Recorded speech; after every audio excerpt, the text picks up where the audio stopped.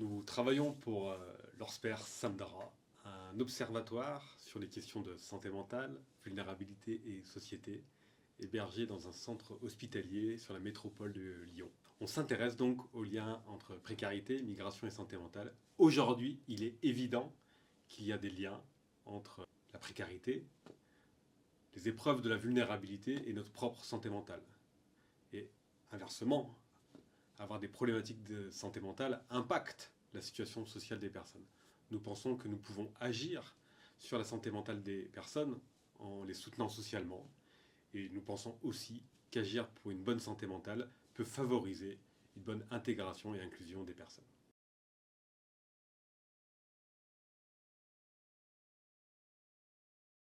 Au niveau ressources, nous avons de multiples actions, notamment de formation. Je pense notamment à la formation Prisme, Précarité Santé Mentale, disponible sur tous les territoires en France. Nous avons aussi des guides, ressources, disponibles sur notre site internet. Un à destination des travailleurs sociaux, sur l'accompagnement et la santé mentale des personnes migrantes. Un à destination aussi des personnes directement concernées, disponible en 11 langues. Sur notre site internet, vous retrouverez aussi un MOOC sur le psychotraumatisme.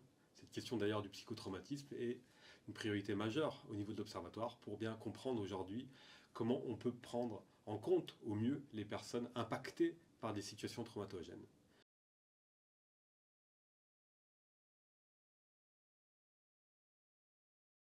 Bien accueillir, bien accompagner peut être que bénéfique pour les personnes, mais aussi pour les territoires. Nous pensons effectivement qu'il y a un enjeu à ce qu'il y ait une solidarité effective entre les personnes et entre les territoires.